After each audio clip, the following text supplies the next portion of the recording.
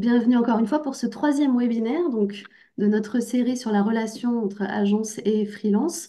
En traduction, troisième webinaire qui va porter sur la question des tarifs, sujet extrêmement central et qui intéresse un certain nombre d'entre vous.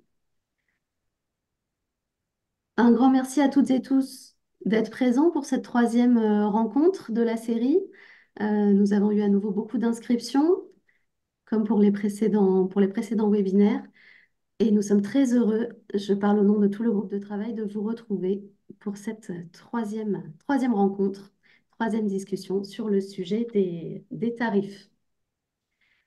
J'attends encore quelques secondes le temps de laisser les personnes arriver dans l'espace et puis je vais enchaîner sur un petit point technique pour réexpliquer comment vont se dérouler les échanges.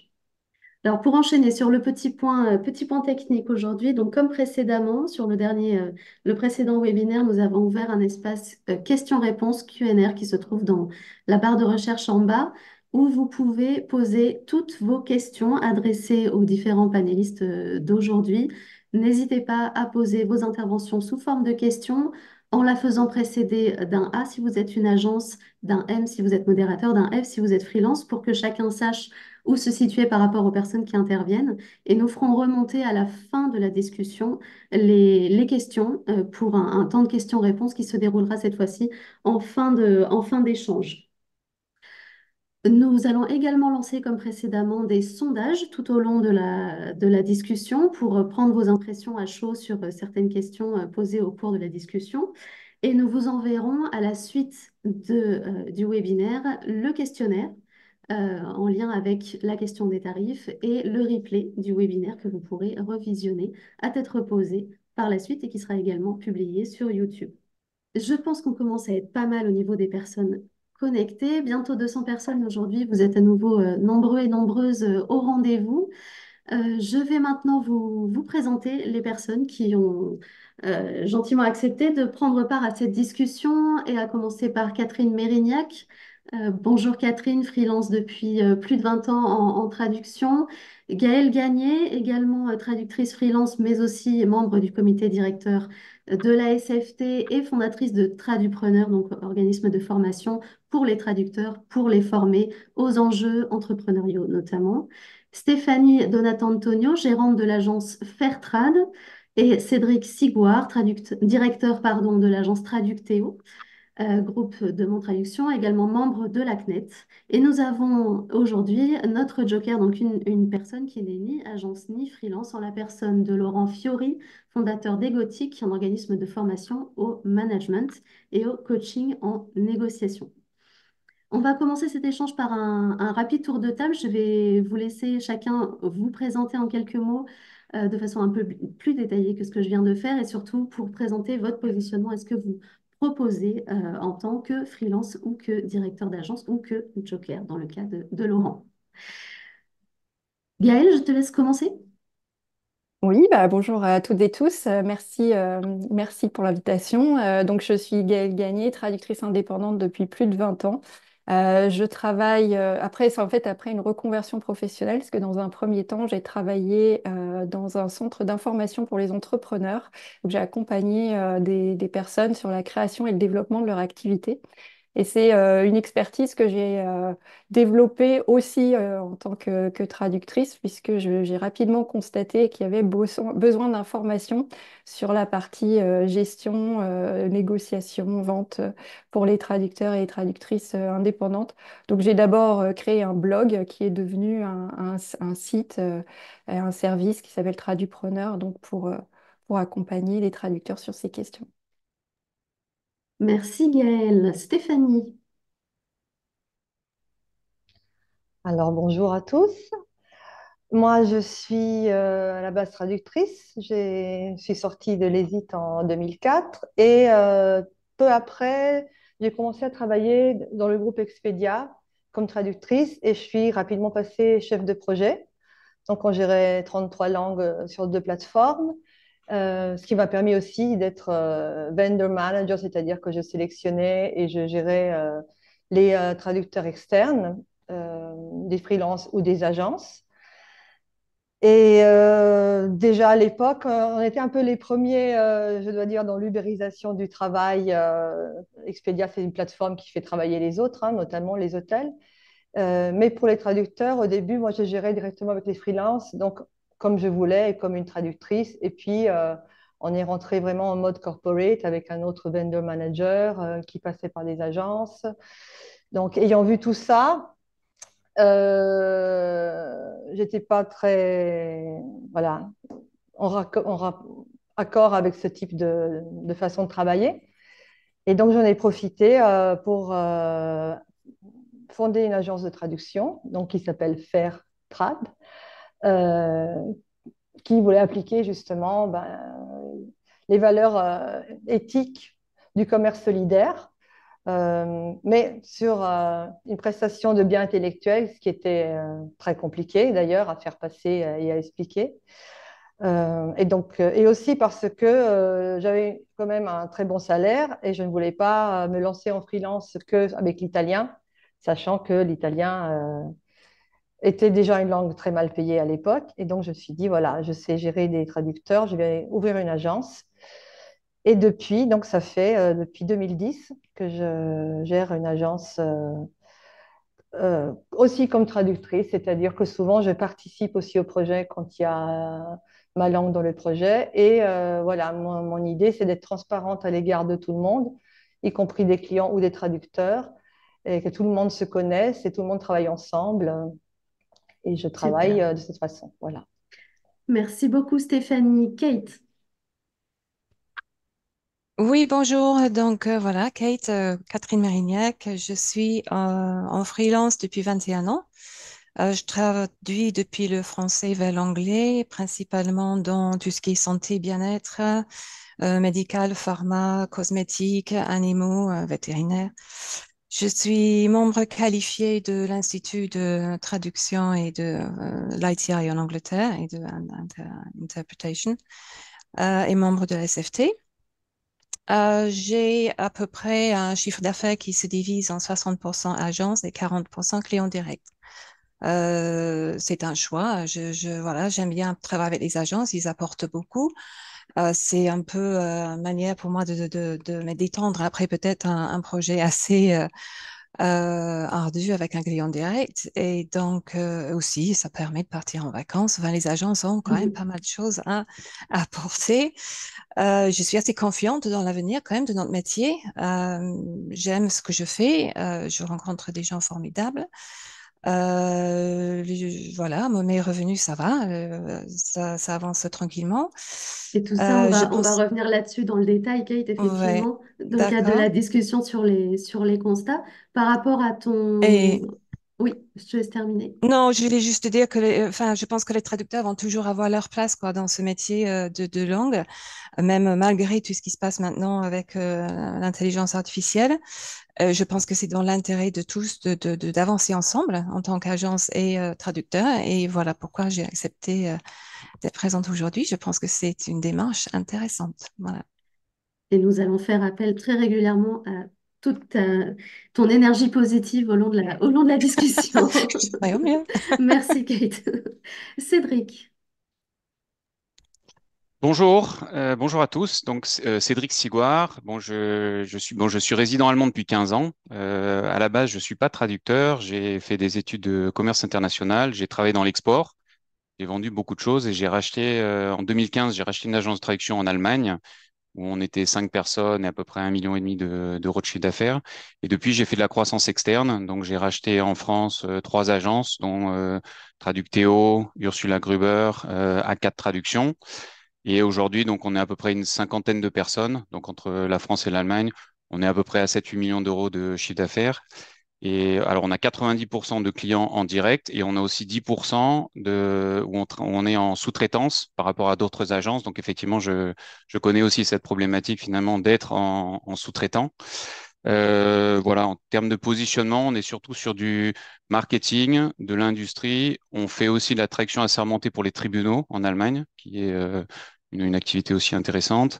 Et on a alors je dirais une quinzaine de pourcents aussi sur la transcréation ou de l'adaptation linguistique, où là, effectivement, on est plutôt sur du haut de gamme et où on travaille des copywriters. Voilà, en quelques mots. Merci beaucoup, Cédric. Et on va terminer avec notre joker du jour, donc avec Laurent. Bonjour à tous et tous, ravi d'être présent parmi vous. Merci de m'accueillir au sein de ce webinaire. Donc, je suis Laurent Fiori, j'habite à Marseille, j'ai 51 ans et je suis aujourd'hui consultant, formateur et coach, essentiellement coach de dirigeants. J'interviens sur les thématiques management et négociation commerciale après avoir passé 25 ans dans le monde bancaire sur des missions managériales et commerciales en tant que salarié. Donc, je suis aujourd'hui indépendant comme avec quasiment, je crois, la totalité d'entre vous. Et je connais et je partage bien sûr vos joies, mais aussi vos contraintes, les contraintes de ce statut. J'avais juste envie, peut-être dès maintenant, de vous partager un premier tips, une première astuce, hein, puisqu'on va parler de valorisation du prix. Ça vous permettra d'y réfléchir pendant tout le webinaire. C'est une phrase que j'utilise très souvent vis-à-vis de mes prospects. Je leur dis souvent, mes prospects me trouvent toujours trop cher, mes clients, jamais. Excellente phrase. Je pense qu'on va tous se l'approprier pour arriver à revaloriser effectivement les prestations linguistiques. Et c'est un des sujets clés qu'on va aborder aujourd'hui. Merci beaucoup, Laurent. Donc avant de commencer la discussion à proprement parler, nous allons faire comme précédemment, lancer deux sondages pour commencer et avoir vos réactions à chaud. Donc le sondage numéro 2 et le sondage numéro 3, Oran, que tu peux lancer dès maintenant et nous attendons vos réactions. Donc vous avez d'abord, première question pour les traductrices et traducteurs indépendants. Vous avez quelques secondes pour y répondre et nous allons ensuite lancer une question similaire pour les responsables d'agence et directeurs d'agence, traductrices, traducteurs. Quelle est l'évolution de votre chiffre d'affaires total sur l'année 2024? Très forte baisse, baisse stable, hausse ou en forte hausse? Alors, je vois que les personnes, nous avons encore des personnes qui répondent, donc je vais laisser. Et petite précision, Lucie, je vais montrer les résultats déjà de la première question posée pour ensuite pouvoir poser la deuxième. Et Super, je vois merci. que ça se stabilise en termes de réponse, donc je vais mettre fin au sondage et je vous partage les résultats. Donc on est sur 11% en très forte baisse, 32% en baisse, 32% stable, 23% en hausse et 3% seulement en forte hausse. Donc on est sur une majorité en baisse et stable avec quand même une bonne représentativité sur en très forte baisse par rapport à en très forte hausse et avec quand même 23% des personnes qui ont un chiffre en hausse. Merci à tous et toutes pour vos réponses. On va lancer le deuxième sondage donc destiné aux responsables et directeurs d'agence. Quelle est l'évolution de votre rentabilité en 2024? Forte baisse, baisse, stable en hausse, en forte hausse. Je te laisse nous dire, Oran, quand. Oui, alors je vois toujours des réponses arriver. C'est bon, ça s'est stabilisé. Je mets fin au sondage et voici les résultats. Alors, on est très nettement sur une grosse majorité pour le stable à 47%, en baisse 20%, 7% en forte baisse, 13% en hausse et 13% en forte hausse. Donc, avec effectivement une tendance qui se démarque sur la stabilité. Alors avec justement les résultats, nous avons eu 15 réponses pour les agences et beaucoup plus pour la précédente question. Merci beaucoup, Oran. Donc, ça nous donne un peu déjà la température sur le ressenti et la réalité de ce que rencontrent les freelances et les agences sur le marché qui est le nôtre. Et nous allons commencer la discussion sur le constat. Qu'est-ce qu'on peut constater? Qu'est-ce que nos panélistes aujourd'hui constatent dans leur activité? Euh, Quel est le niveau de pression sur les tarifs? Est-ce qu'on peut parler d'une paupérisation de la branche? Je vais commencer par donner la parole à Gaël Gagné. Donc Gaëlle, je te laisse nous présenter quelques chiffres et ton ressenti en tant que traductrice freelance également sur la question. Alors, du fait de mon mandat au sein de la SFT et pour Tradupreneur, je fais une veille hein, très régulièrement sur le secteur. Donc, je consulte toutes les enquêtes qui sont faites auprès des indépendants et des entreprises de traduction au sens large. Et on constate à travers ces études effectivement une contraction de l'activité, voire une baisse, une diminution en volume et en euros du marché de la traduction. La dernière enquête ELIS Oran, tu peux montrer peut-être le ressenti des indépendants. La plupart signalent une baisse de leurs revenus. Et donc, nous aussi, on a ce retour à la SFT, hein. On a des adhérents qui nous ont signalé que leurs revenus étant en baisse, ils ne pouvaient pas réadhérer cette année, par exemple, ou qu'ils cherchaient, non, c'est pas celle-là, c'est celle avec les bâtons. Euh, voilà, celle de gauche. Donc, c'est l'impression de gagner suffisamment en tant qu'indépendant. On voit une baisse significative l'année dernière par rapport aux années précédentes. Effectivement, on constate, hein, des adhérents qui nous signalent qu'ils vont devoir soit chercher une activité salariée, soit envisager une reconversion professionnelle parce que ça devient assez difficile de gagner sa vie en étant indépendant. En tant que formatrice et accompagnatrice d'indépendants, je constate, parce que je fais souvent le calcul d'un seuil de rentabilité pour une activité, que les tarifs moyens qu'on observe sur le marché permettent difficilement d'exercer de façon rentable en tant qu'indépendant. Euh, entre l'évolution du coût de la vie, des tarifs qui sont stables, voire qui diminuent, une pression de plus en plus pour faire de la post-édition à un tarif inférieur que la traduction. Ça, on pourra y revenir, est-ce que c'est légitime ou pas, mais voilà, très clairement, les traducteurs qui pourtant, quand je fais l'exercice avec eux, sont plutôt modestes dans leurs objectifs de rémunération, se trouvent dans une situation où ça devient vraiment très très compliqué de maintenir une activité indépendante. Quand on le compare à d'autres professions intellectuelles, même niveau de qualification, on est bien sûr très nettement en dessous. En fait, le message que j'avais envie d'envoyer aux représentants d'agences qui nous écoutent, c'est que bah, côté freelance, on arrive un petit peu à la limite de ce qu'on peut faire en termes de marge, quoi. On est vraiment au plancher. Et donc, il y a vraiment une nécessité, je pense, de revaloriser les prestations de services linguistiques au sens large, pas seulement pour nous, parce qu'on le constate aussi, hein, même chez les agences premium, les petites agences, aussi des difficultés. Je pense que Cédric et Stéphanie pourront peut-être en témoigner. Voilà. Besoin de revaloriser ces prestations de toute urgence parce qu'il n'y a plus de gras, il n'y a plus de marge à couper, quoi. Et effectivement, on reviendra là-dessus, Gaëlle, avec un détail, hein, avec une simulation que tu nous apporteras tout à l'heure sur le revenu moyen d'un traducteur freelance. Cédric, tu avais des éléments à nous apporter, notamment sur le marché et ton vécu en tant que directeur de Traductéo. Alors oui, on pourrait en parler longtemps, mais je vais essayer de me tenir, je vais essayer d'être concis. Alors déjà, je pense qu'il faut faire la différence entre il y a agence et agence. Donc il y a les très très grosses agences. Au sein de la CNET, au sein de la CNET, on est plutôt des agences de petite et moyenne taille, jusqu'à quelques millions d'euros de chiffre d'affaires. Et donc, si on compare par rapport à un géant en France comme Accolade, qui représente une grosse partie du marché, on représente pas on n'a pas le même poids. Ensuite, bon, par rapport au marché, effectivement, le marché est en baisse, hein. Nous, en termes d'agence, on est en baisse de -10, -15% en fonction des domaines d'activité. Il y a des activités où on est stable, mais globalement, il y a une tendance à la baisse depuis 2023. En fait, en 2023, il y a une première baisse. En 2024, on a une seconde baisse. Euh, Après, bon, il y a des facteurs, il y a différents facteurs qui jouent. Il y a la récession économique. Bon, en Allemagne, hein, vous avez vu il y a quelques jours que Volkswagen allait licencier des dizaines de personnes. Forcément, leur budget de traduction va en souffrir. Donc, c'est-à-dire qu'on a des clients finaux qui nous payent tous finalement en bout de chaîne, qui ont moins de traduction ou qui ont des budgets réduits. Donc déjà, ça tire le marché vers le bas. Ensuite, effectivement, il y a l'arrivée, il y a 4-5 ans, de la traduction automatique avec la traduction neuronale qui a déjà fait un premier bond par rapport à la traduction statistique qui était mauvaise, hein. Il y a 5-6 ans, on disait Google Translate. Et pas, ça, il y a quand même eu une première amélioration il y a quelques années.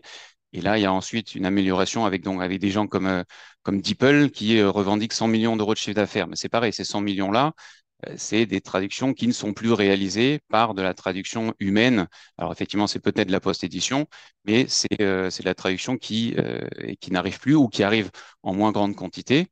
Et ensuite, le troisième point, et je dirais là, ça arrive sur nous agences, c'est suite à ce marché qui baisse, mais on se retrouve finalement avec des clients qui, avant, demandaient peut-être pas d'offres. Maintenant, ils demandent 3 offres, des fois, on est même en concurrence avec 5 autres agences.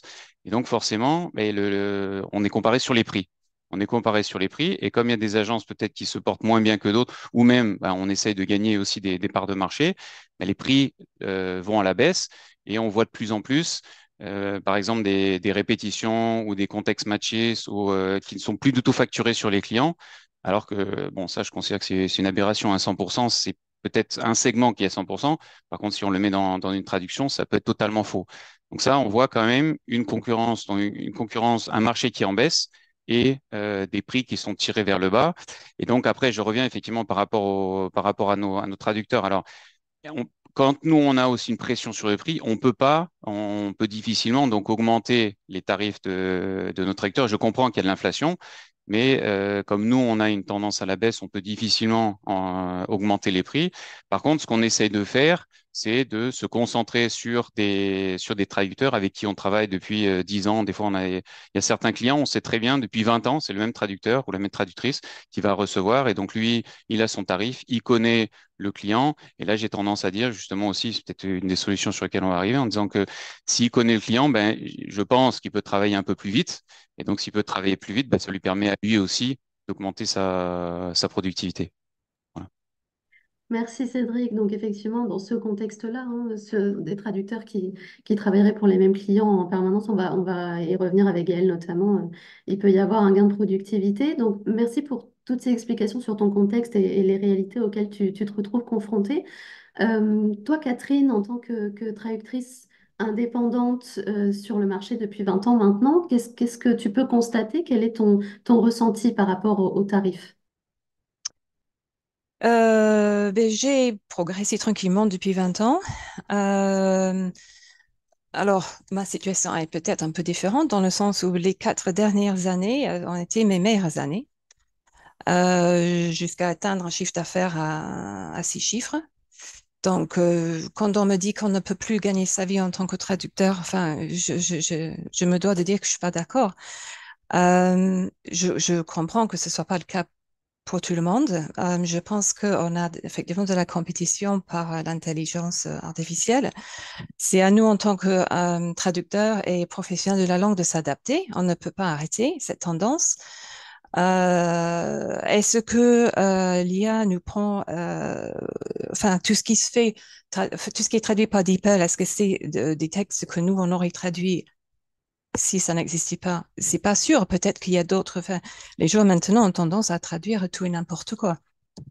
Il y a beaucoup plus de réseaux sociaux, il y a beaucoup plus peut-être de textes qui sont traduits, des demandes peut-être de traduction, du coup, et puis à nous, enfin à nous peut-être de aussi se positionner comme professionnels pour perfectionner tout ça. Euh, je voulais dire aussi que on peut aussi penser un peu en dehors de la boîte. C'est-à-dire, il n'y a pas que les tarifs qui comptent. Les tarifs sont importants. Je travaille avec les agences depuis une vingtaine d'années. Ce n'est pas chez eux que je vais forcément pouvoir augmenter mon tarif de 50%. C'est pas possible. De leur côté, ils ne vont pas le faire. Ils pourront pas le faire. Il y a d'autres moyens aussi, effectivement. Je pense qu'avec ces agences que je travaille depuis 20 ans, effectivement, comme il disait Cédric, je peux traduire beaucoup plus, ce qui permet d'augmenter mon tarif. Utiliser aussi reconnaissance vocale, tous les outils maintenant technologiques qui existent. Spécialisation, c'est un peu aussi comme, enfin, quand on travaille longtemps avec un client, c'est une forme de spécialisation aussi.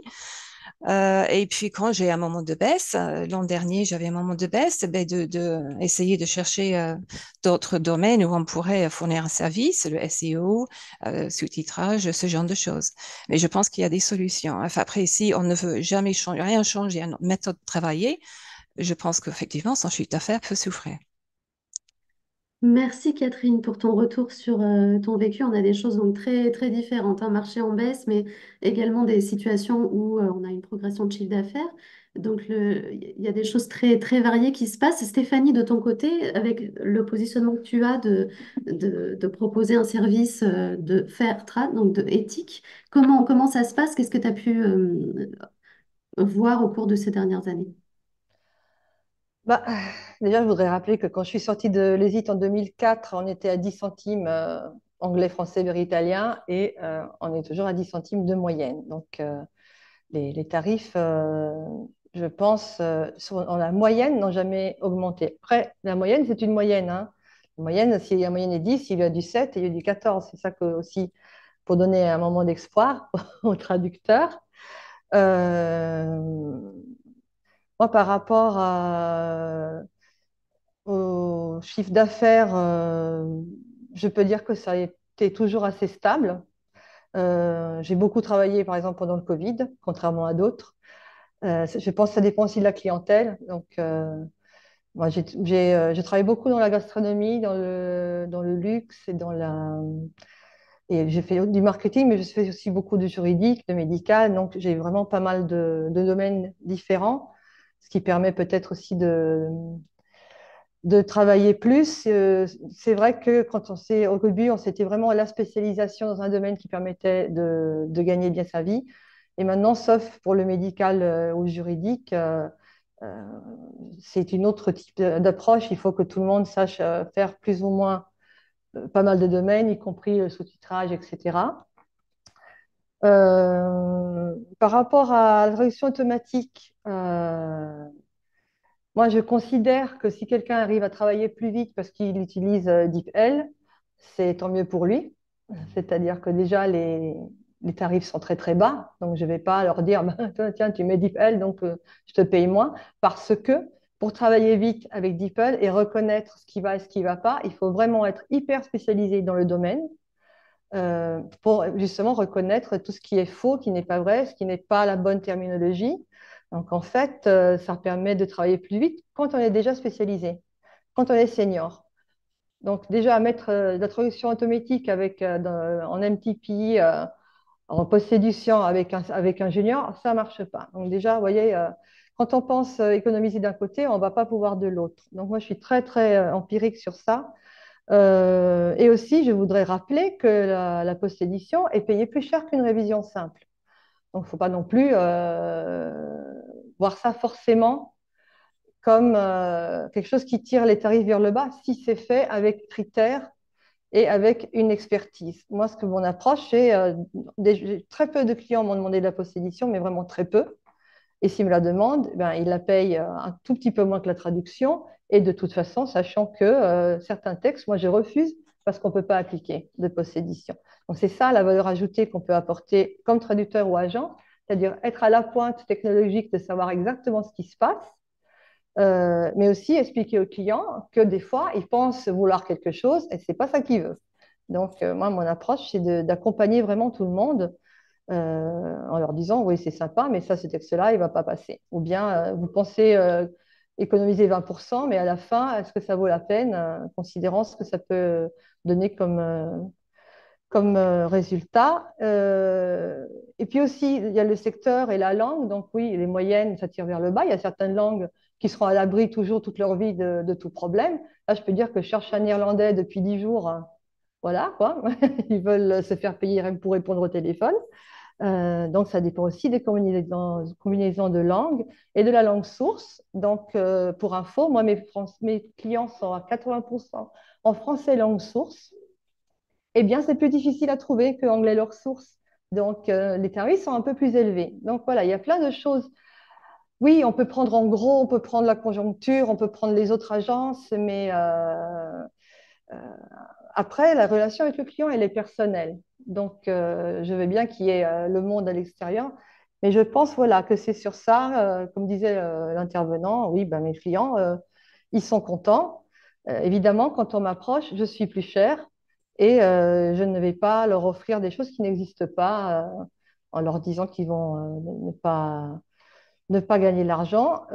Mais je conclus quand même, pour être honnête, que j'ai perdu mon plus gros compte parce qu'ils ont été rachetés par un groupe qui a décidé de tout passer par une plateforme TMS qui applique l'AI, alors que leur contenu n'était pas du tout prêt pour ça et qui était tout à fait ravi de notre collaboration depuis des années. Donc, nous, on n'a rien fait de mal. On ne m'a même pas demandé de baisser les prix pour rester compétitive, ce que je n'aurais pas fait de toute façon. Voilà, ils sont passés par là. Ils vont se rendre compte bientôt que c'est un très mauvais choix, mais une fois qu'on a investi presque 1 million d'euros dans une plateforme avec des connexions API pour tout le groupe et qu'on est dedans, on ne peut plus sortir. Donc, voilà, s'ils reviennent, ce sera dans 2 ans. Donc, voilà, il faut aussi avoir de quoi voir venir, attendre. Je pense que les gens vont vite se rendre compte, voilà, qu'il y a quand même une place pour les traducteurs, mais qu'il y a un moment à passer. Je pense qu'il y a vraiment un moment conjoncturel à passer. Mm. Mais voilà, moi, ça fait des années que je m'assois sur le bord du fleuve et j'attends le cadavre des autres agences. Et je peux vous dire que souvent, j'ai eu des clients qui sont revenus. Donc, il ne faut pas désespérer, mais d'un autre côté, oui, ça peut faire peur. La conjoncture Mm. peut faire peur. Et il y a les réalités du marché et c'est justement tout l'objet de la discussion d'aujourd'hui. On va enchaîner dans quelques minutes sur les remèdes, les solutions potentielles, les choses qui ont marché pour remédier à cet état de fait. Je voudrais juste terminer ce constat général avec Gaël, avec ton comparatif sur ta simulation sur la rémunération des freelances. Je vais te laisser présenter ça. On a une slide à afficher, Oran, qui est la dernière du document pour voir véritablement aujourd'hui, en tant que traducteur freelance, si on prend tous les paramètres en compte, comment est-ce qu'on gagne véritablement sa vie? Oui, en fait, c'était pour revenir sur le message, parce que oui, Kate, je suis tout à fait d'accord avec toi. Il y a moyen de gagner sa vie, même avec des agences, mais en fait, encore faut-il faire son calcul pour savoir à partir de quel moment une prestation est véritablement rentable. C'est un calcul qui est assez simple à faire, enfin déjà pour tout indépendant, hein, de déterminer combien de temps vous consacrez à la traduction. Il faut savoir qu'un traducteur ne travaille pas, enfin ne traduit pas 5 jours semaine, 7 heures par jour.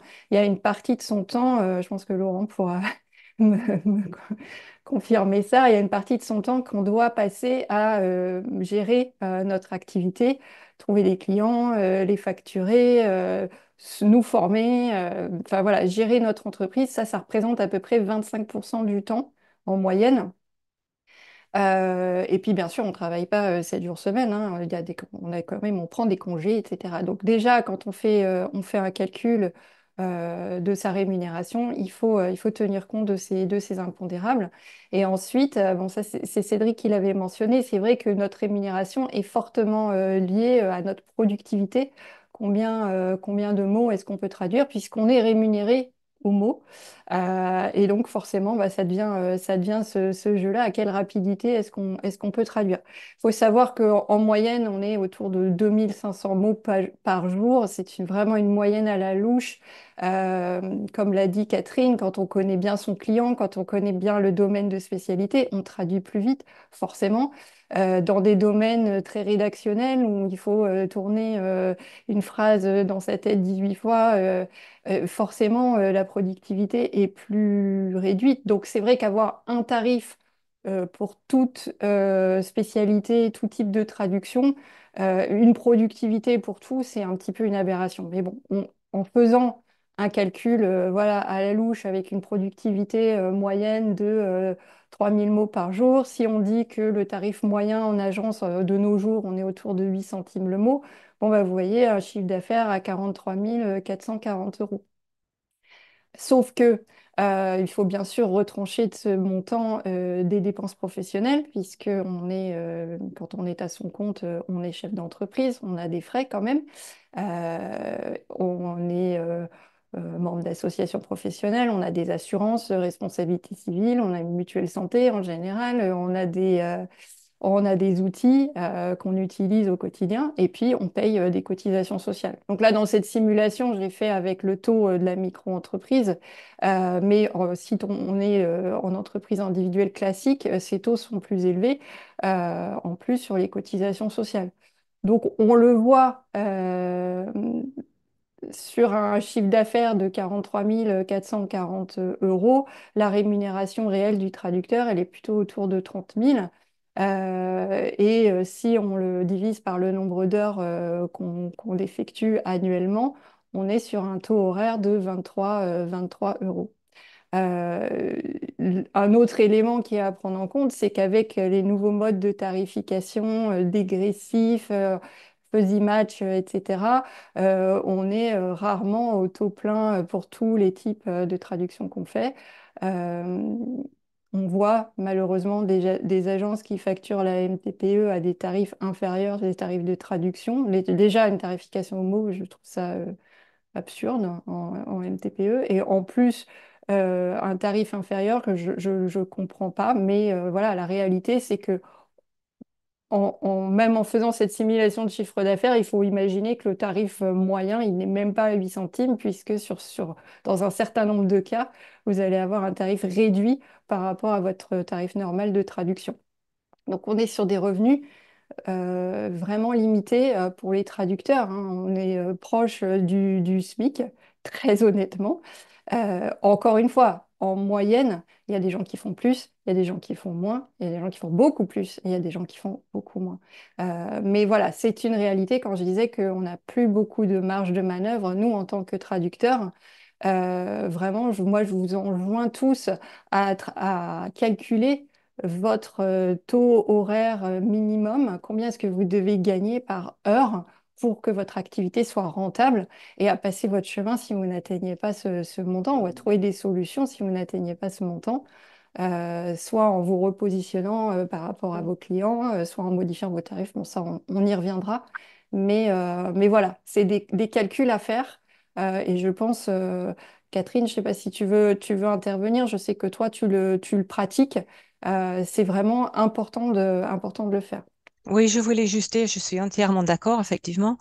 Et il y a 4 ans, justement, il y a 4 ans à peu près, je crois que c'était, j'ai pas bien calculé, mais à peu près ce moment-là, que j'ai fait une formation avec Corinne McKay, qui fait Training for Translators. Elle fait pas mal de formations comme ça. Et elle avait partagé un fichier Excel, effectivement, pour pouvoir calculer combien il faut gagner pour s'en sortir, pour bien gagner sa vie. Ce qui m'a incité effectivement à ramener mon travail à un tarif horaire, même quand je suis payée au mot. Ce que je fais depuis, la première année que je l'avais fait, effectivement, j'avais augmenté mon chiffre d'affaires de 50%, c'est pas négligeable. Et surtout être honnête avec soi-même, parce qu'on ne travaille pas, même si je commence à 7 heures du matin, je finis à 7 heures du soir, je ne vais pas travailler. Là, c'est pas que des tâches rémunérées pendant tout ce temps-là. Donc, vraiment être honnête avec soi-même et avec combien de temps on passe à gagner de l'argent.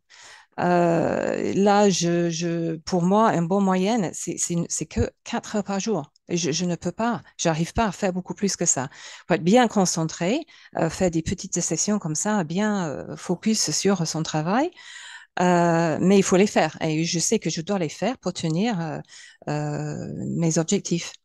Mais effectivement, je pense que c'est très important de réfléchir à ça, à cette histoire de combien tu gagnes avec un projet.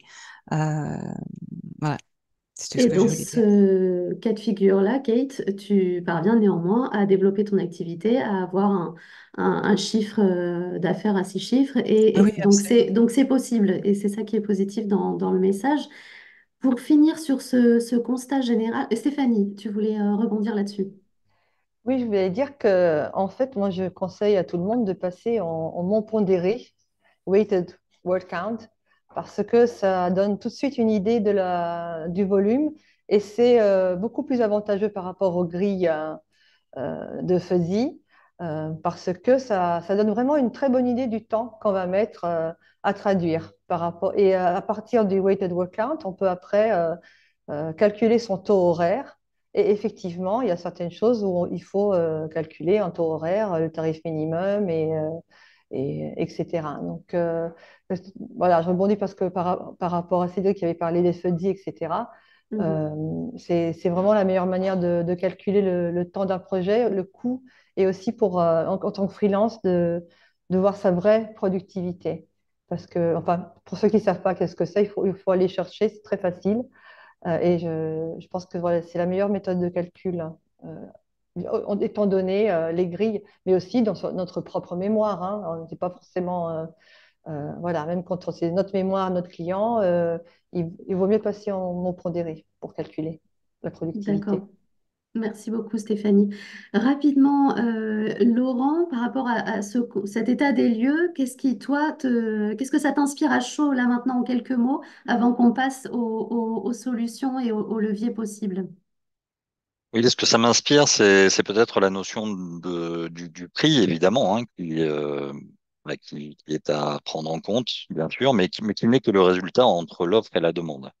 Donc l'idée, c'est de se dire finalement comment je fais évoluer l'offre si toutefois je suis certain de la qualité de mon offre à moi, c'est-à-dire de la demande, hein, si je me place côté fournisseur vis-à-vis d'un client, si je suis donc traducteur vis-à-vis d'une agence ou d'un client final. Donc qu'est-ce qui crée en fait ma véritable valeur ajoutée, en quoi je me différencie? Et ce qui va créer la vraie valeur ajoutée, c'est la capacité, il me semble, hein, comme ça, peut-être je vais réaliser quelques impairs parce que je découvre hein, le métier qui est le vôtre. Mais on a des problématiques assez proches sur le métier du coaching et de la formation. Donc, quel est véritablement le bénéfice de ce que mon offre apporte potentiellement à mon client? Et c'est la question qu'on doit tous, d'ailleurs moi dans mon métier et vous, j'imagine, vous poser régulièrement. Ça veut dire être en capacité aussi de confronter le client. Vous voyez, si le client a une valeur perçue de votre offre qui est une simple valeur tarifaire, bien évidemment, vous serez à 8 centimes le mot et vous aurez un mal fou à passer à 12 ou à 14 centimes le mot. Et c'est pareil dans le monde de la formation ou du coaching. Mais si c'était le cas, très franchement, et si le prix était le seul argument possible aujourd'hui sur un marché, eh bien, je pense que nous aurions tous des téléphones Huawei et que nous roulerions tous en Dacia Sandero. Est-ce que c'est la réalité? Non, ce n'est pas la réalité. Pourquoi? Parce que Apple aujourd'hui qui utilise des composants qui sont complètement, d'ailleurs, des composants venant de concurrents la plupart du temps, et notamment Samsung, arrive encore à nous commercialiser des téléphones portables, des smartphones à 1500 ou 2000 euros. Donc on est bien, vous voyez, sur de la valeur perçue. Comment communiquer sur la valeur perçue? Qu'est-ce qui fait qu'Apple, à un moment donné, a compris le bénéfice d'avoir un iPhone pour son client, au-delà même de la qualité du service? Qu'est-ce qui fait que des clients aujourd'hui achètent des BMW et pas des Dacia Sandero? Sur la qualité même du produit, y a-t-il une réelle différence? Pas forcément. Sur la valeur perçue, oui. Quand vous conduisez une BMW, vous n'avez pas la même sensation, vous n'appartenez pas à la même communauté, vous voyez, que quand vous conduisez une Dacia Sandero. Et c'est la même chose, il me semble, pour le métier de la traduction ou le métier du coaching, hein. Nous, on est dans le coaching sur des tarifications qui peuvent aller de 100 à 500 euros la séance d'une heure. Vous voyez. Donc le gap, il est fois 5. Vous voyez, il est très important. Sur le métier de la formation, on peut aller allez, 500 euros la journée de formation, d'animation de formation, jusqu'à potentiellement 3000. Donc pareil, on est sur des rapports qui sont de 1 à 5 ou de 1 à 6. Qu'est-ce qui fait cette différence-là? La valeur de ce que vous amenez à votre client et comment il l'aperçoit. Ça veut dire, êtes-vous en capacité de confronter vos clients en leur demandant quel est l'enjeu pour eux de cette traduction, quel est le bénéfice qu'ils en attendent, euh, à quoi peut-être ressemble le traducteur idéal pour eux? Aussi, question à poser qui peut être très intéressante quand même. Qu'est-ce qui fera dire à votre client qu'il est totalement satisfait de votre prestation à l'issue de la prestation? Et peut-être aussi, moi je vais jusque-là avec mes clients ou prospects, hein, c'est-à-dire je leur demande quels conseils me donneriez-vous pour vous convaincre totalement que je suis le bon traducteur pour vous, et même à 12 ou à 14 ou à 18 centimes le mot. Merci Laura. C'est ce qu'on avait pu constater également sur le précédent webinaire où il y avait une cliente qui était là autour de la table et qui disait qu'effectivement sa perception des services linguistiques avait beaucoup évolué au fil du temps et qu'elle accordait beaucoup plus de valeur aujourd'hui. Donc Et c'est ce que tu exprimes aussi aujourd'hui, Laurent. Les tarifs, c'est pas forcément une fatalité. Ça dépend la valeur qu'on vend, ça dépend comment on communique sur cette valeur. Et est-ce que finalement, et c'est ce qu'on va aborder dans cette deuxième partie de discussion, juste après deux petits sondages à nouveau, comment on communique sur cette valeur ensemble et comment on essaie de faire évoluer les choses ensemble. C'est tout l'objet de cette initiative. Avant de passer sur la deuxième partie de discussion, Oran, on va lancer les deux derniers sondages d'aujourd'hui, donc numéro un, numéro 4, pour avoir une idée, donc pour les traducteurs et traductrices, quel pourcentage de votre chiffre d'affaires total provient de sociétés de traduction, agences sur 2024? On vous donne quelques secondes à nouveau pour répondre à cette question. 100%, entre 50 et 100%, entre 0 et 49%, 0% pour voir un petit peu où on se situe. Et ensuite, on posera la question à tout le monde. Parvenez-vous, selon vous, à bien valoriser vos prestations vis-à-vis de vos clients, que vos clients soient des clients directs ou des agences? Pour ce premier sondage, Oran, je te laisse nous dire quand tu mets fin à cette première question. Je vous invite tous Oui, à répondre. je vois toujours des réponses. C'est bon, ça se stabilise. Je mets fin au sondage. Donc, nous avons 155 personnes qui ont répondu et voici les résultats. Et on voit quand même donc 32% de personnes qui passent à 100% avec des agences, très peu finalement 8% à 0%, entre 50 et 100% de l'activité avec des agences pour 39% des répondants et 21% entre 0 et 49%. Donc on a, ce qui est intéressant avec cette question, c'est qu'on voit l'interdépendance hein, entre les agences, les sociétés de traduction et les freelances. On est tous dépendants les uns des autres pour pouvoir travailler sur nos branches. Et donc, d'où l'importance d'arriver à mieux collaborer, à mieux dialoguer entre nous pour, notamment sur la question des prix, qui est sujet à beaucoup de frustration, pour pouvoir continuer à travailler. On va lancer le deuxième sondage avec ton aide, Oran. Selon vous, parvenez-vous à valoriser vos prestations auprès de vos clients, c'est-à-dire les vendre au bon prix pour vous? Au prix juste, c'est une notion qui est assez subjective, mais qui permet de s'objectiviser quand on fait le genre de calcul présenté par Gaël, que ce soit à l'échelle d'une activité freelance ou d'une activité en société. Oui, quasiment toujours, oui, souvent, oui, parfois, de temps en temps, non, rarement, jamais. Et Oran, nous attendons le verdict. Pendant cet intermède, je voulais juste faire une précision. Là, j'avais calculé, moi, le plancher. On est d'accord que idéalement, il faut gagner plus parce que ce que le petit calcul ne tient pas compte, c'est que vous devez mettre de l'argent de côté pour lisser des revenus qui sont souvent fluctuants. Il faut prévoir aussi sa protection sociale parce qu'on sait bien qu'en tant qu'indépendant, on est moins bien protégé qu'en tant que salarié. Donc oui, il faut aller chercher plus que le minimum, on est bien d'accord. Tout à fait, sachant que ça ne prenait pas en compte les éventuels temps de formation, les éventuelles dépenses dans les outils. Donc, ça ne prenait pas Les tout en compte investissements, forcément. exactement. Ouais, Tout à là, c'était fait. vraiment un calcul de rentabilité, mais bien, je veux que ce soit très très clair parce que des fois, ce propos est mal compris. Ce n'est pas un objectif de rémunération et malheureusement, on Ouais. constate que même si c'était l'objectif minimum, c'est souvent il n'est même pas atteint, quoi. Mm, mm. Donc, Merci Gaëlle. Est-ce qu'on a la réponse donc du coup pour ce dernier sondage? tout à fait, Arrivez-vous avec à 173 valoriser? réponses. Super, merci à toutes et tous pour vos réponses. Donc, très peu de personnes, hein, 6% sur le oui quasiment toujours, 16% oui souvent, et donc on a la majorité des personnes qui sont sur oui parfois, 34% de temps en temps, 25%, et non rarement ou jamais à 18%, ce qui représente quand même presque 20% de l'ensemble, donc ce qui est conséquent. Euh, Deux sondages pour bien montrer l'interdépendance entre les différents acteurs de la branche et que globalement, à l'échelle de la branche, on est nombreux à pas arriver à valoriser suffisamment bien nos prestations.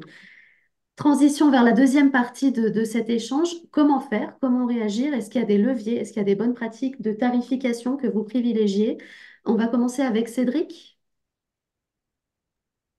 Alors, je voudrais peut-être revenir sur le sondage. Effectivement, on voit qu'il y a 70% des gens qui sont aujourd'hui présents qui travaillent pour des agences. Donc, nous, ben, on essaye. Moi, je viens du commerce, j'ai vendu des chaussures, j'ai vendu du meuble, donc j'ai toujours essayé de vendre de la valeur ajoutée. qu'on a souvent des clients, quand ils comparent 5 offres, ben, ils prennent le prix. Alors, on essaie de vendre la valeur ajoutée, on essaie de leur expliquer. Moi, je leur dis, on essaie de parler votre langue, on essaie de vous représenter à l'étranger, on essaie de vous faire gagner plus d'argent avec des bonnes traductions. C'est pas toujours des arguments qui passent. Et donc, c'est pour ça, je reviens, en fait, bon, sur les prix que vous annoncez entre 7 et 9, effectivement, en mots pondérés, c'est quelque chose qui correspond, alors à notre niveau au marché. Je ne sais pas ce que les grosses agences payent, mais à notre niveau, c'est ce qu'on a. Et la MTPE, on est à peu près à 70% de ce prix-là. Donc, oui, ça correspond donc à ce que vous dites. Et c'est pour ça, étant donné qu'il y a beaucoup de gens qui travaillent donc en sous-traitance pour les agences, moi, je dis toujours, on est dans une relation de confiance. Le client nous fait confiance à nous et nous, on fait confiance à des traducteurs. Quand on vend du chinois, moi, ce que je dis, monsieur le client, c'est du chinois pour vous, c'est du chinois pour moi aussi. Par contre, on a sélectionné la bonne personne. Donc, je crois que c'est vraiment cette relation de confiance qu'il faut avoir. Et après, je reviens effectivement sur une productivité. Donc, nous, on a en interne, on a une vingtaine de traducteurs, dont 10 qui travaillent que en sous-traitance pour des très gros MLV américains, anglais, etc. Et donc là, on a des métriques qui sont chez eux plutôt à 3000 mots. Mais comme aujourd'hui, on nous demande que de la MTP, mots pondérés, comme on ne demande que de la post-édition, ben, on est plutôt sur des métriques où on essaye d'atteindre les 4000 mots par jour. Encore une fois, en étant spécialisé, alors on est plutôt spécialisé dans l'IT, dans cette branche-là, on arrive à monter, quand c'est le même client, on arrive à monter à 4500, 5000 mots. Mais là, c'est une spécialisation sur un client, sur un domaine. C'est peut-être quelque chose que je pourrais recommander quand on a, nous, un traducteur qui est bon sur un domaine, qui est bon sur un client, ben, on lui donne. Et effectivement, est-ce qu'on lui donne que ce soit 100 mots ou que ce soit 3000, 4000, 5000 mots, 10 000 mots par exemple, sur un rapport annuel, à partir du moment où on a choisi le bon prestataire qui connaît le client, on va lui donner. Et des fois, on a des traducteurs qui, eux, arrivent à améliorer leur marge aussi grâce à des TM, des master TM qui créent.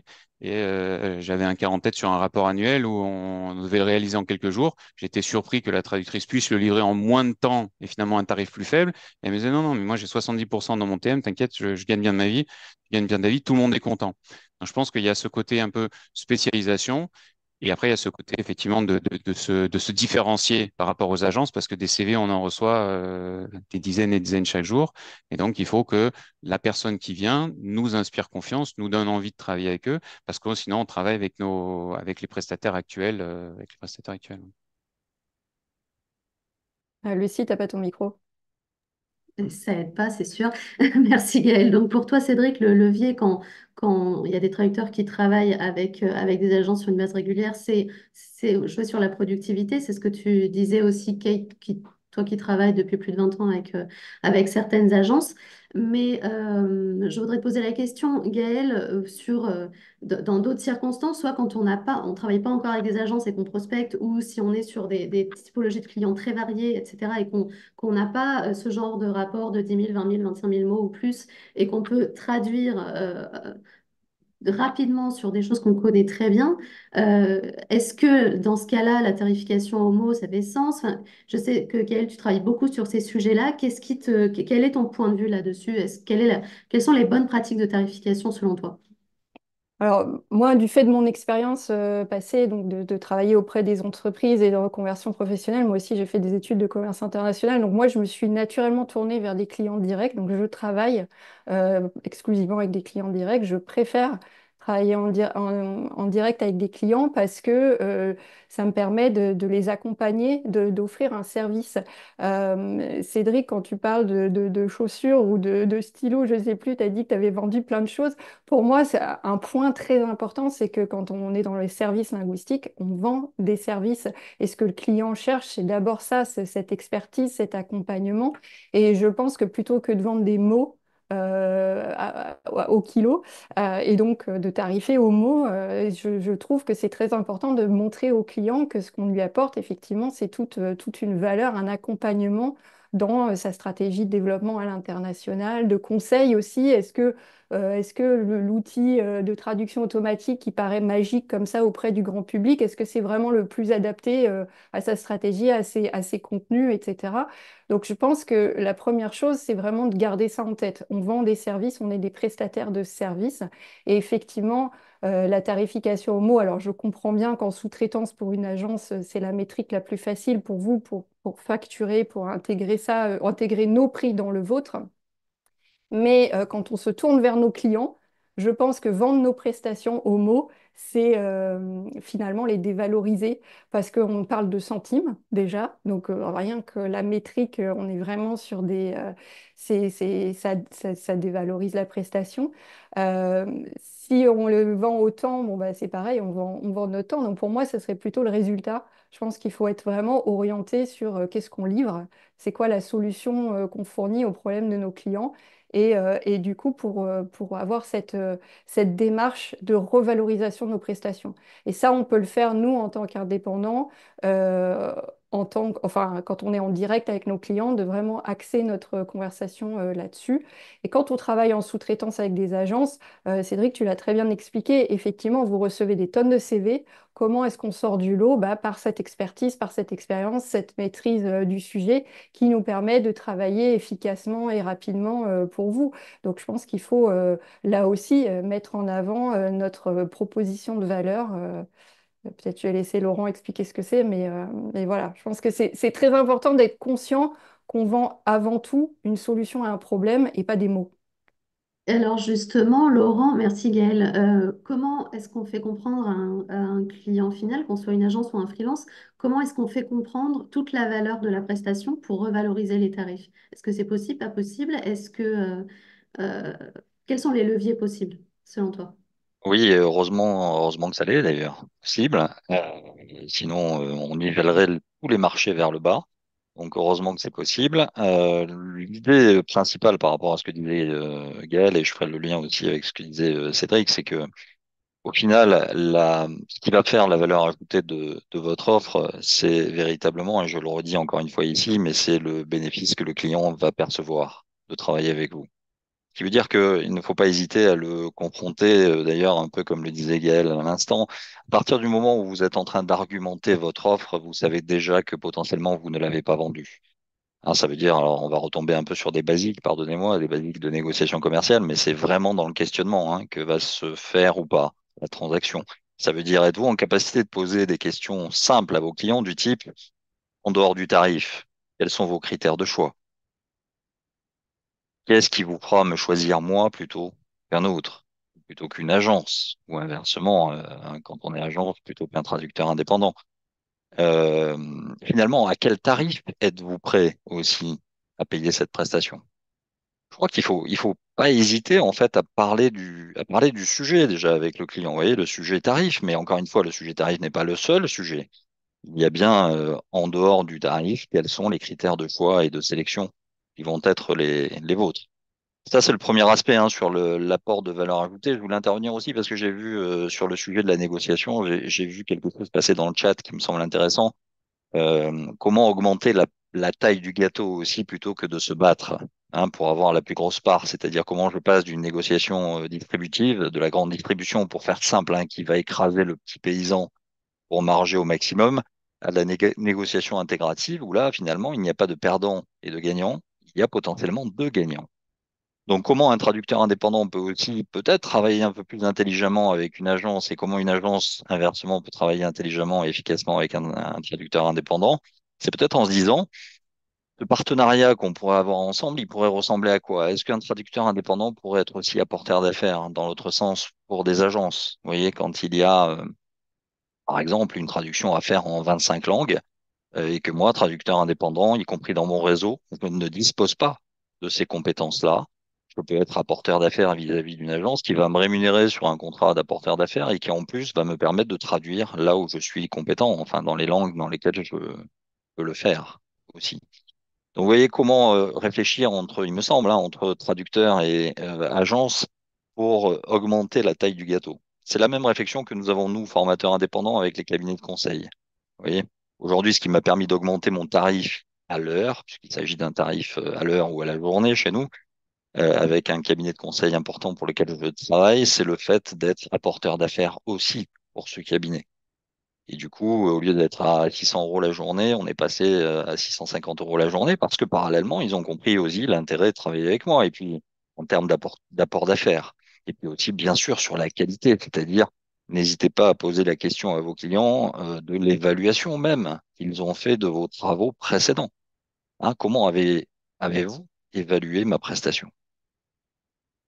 Et ça fait parfaitement la transition. Merci Laurent avec la question suivante.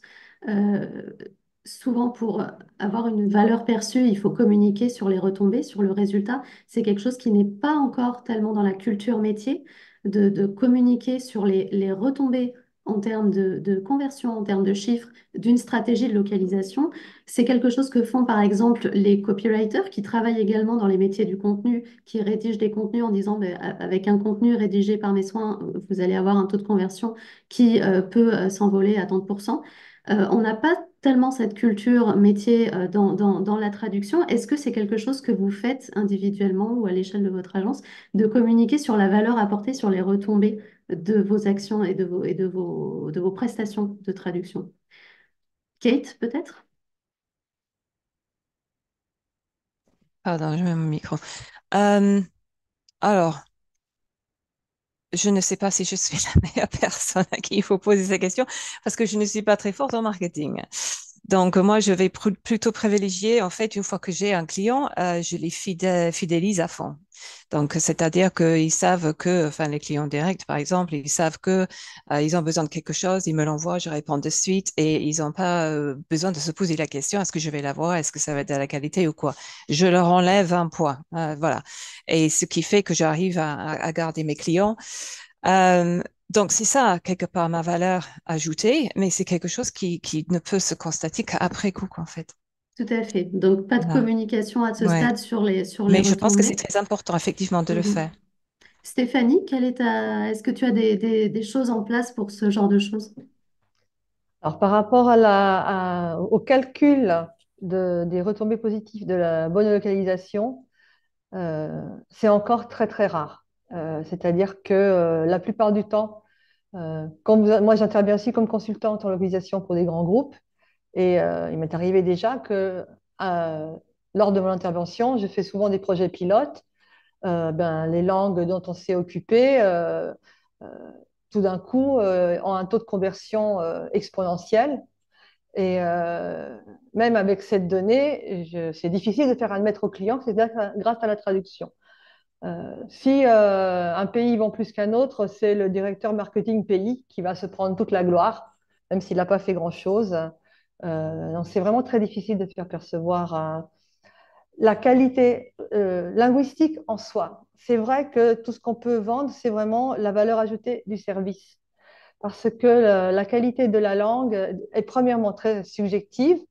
Deuxièmement, il faut le dire à nos interlocuteurs, souvent, hein, ce n'est pas vraiment voilà, des génies de la langue ou du contenu. On sait tous que 80% des problèmes en traduction viennent de la source. Donc voilà, comment faire comprendre à quelqu'un qui ne sait pas écrire ce que c'est qu'une bonne traduction? Ou ils parlent pas Très la langue, compliqué, voilà. ils parlent pas la langue Oui, qu'on enfin traduit, bon, en donc ils sont pas général, capables hein, d'en ils ont juger. tous Ouais. un cousin qui a fait des vacances en Espagne et qui va vous corriger votre traduction. Ça, c'est la base dans les entreprises. Donc, la langue en soi et les retombées statistiques, alors que, par exemple, en bonne localisation, une chose qui tombe vraiment à zéro, ce sont tous les problèmes de SAV, de questions directes, de gens qui téléphonent parce qu'ils n'ont pas bien compris comment est le produit, par exemple, ou ils ont des problèmes avec les instructions. Mais c'est très difficile de parler avec des clients pour avoir ces données-là. En fait, il veut juste qu'on résolve le problème de la traduction et puis le retour sur investissement est très compliqué à calculer. Même si on leur dit, voilà, s'il y a beaucoup moins d'appels au service client, ben, c'est le directeur du service client qui est un génie. Voilà, c'est pas la Mhm. traduction qui est bien. Pareil, les abandons de chariots, il y en a beaucoup moins quand c'est bien localisé. Mais c'est pareil, c'est difficile de prouver que c'est grâce à vous. Même si en rasoir de Occam, le seul truc qui a changé, c'est que tout d'un coup, ce sont des bonnes traductions. Donc ça, c'est très difficile. Et pas tous les clients sont prêts à écouter ce discours, ou même ils ne sont pas forcément intéressés. C'est ça, voilà. Au moins de mon côté. Après, Mhm. des fois, je me demande si c'est parce que j'ai une fille que je ne peux pas parler aux IT, mais ça, c'est un autre problème. Donc, par contre, je voulais parler du processus de recrutement pour les agences. Alors, simplement, juste avant, je te Le laisse tarif. poursuivre juste Ouais, ouais. après, Stéphanie. Simplement sur les indicateurs, il y a un autre indicateur qui est intéressant à suivre, c'est les indicateurs SEO suite à des Oui, stratégies de localisation, trafic, conversion. On voit les pics très immédiatement, hein, dès lors qu'il y a eu publication de contenu localisé en maths sur un site. Et là, on voit les retombées directes. Et nous, c'est vrai qu'on fait un travail régulier auprès de nos clients là-dessus, c'est d'avoir les graphes et d'avoir les retombées. Et sur le SEO, on peut avoir des indicateurs qui montrent l'impact positif de stratégies de localisation et c'est des indicateurs à pas négliger, mais je te rejoins sur le fait que c'est très compliqué sur d'autres SAV ou autres Oui, ça, de c'est en, pouvoir prouver en que c'est... A/B test localisé et non localisé. Mais Oui. par exemple, traduction merdique et super traduction, ben là, c'est plus compliqué en fait. C'est compliqué. Il y a des indicateurs à aller chercher, mais effectivement, c'est compliqué. Je te laisse continuer sur ce que tu voulais. Oui, je voulais dire que, Euh, parce qu'il y avait les pistes, comment se vendre mieux au niveau tarif aux agences. Moi, d'ailleurs, alors, je prémets que je n'impose pas de tarif, moi, aux traducteurs, hein, à la base. Mais il y a certaines choses que je regarde dans les CV. Déjà, par exemple, quelqu'un qui se présente à 6 centimes ou à 18 centimes, enfin, les deux extrêmes, celui à 6 centimes va me paraître hyper louche et celui à 18 va me paraître complètement psychopathe, donc je ne vais pas les prendre parce qu'il faut quand même connaître son domaine.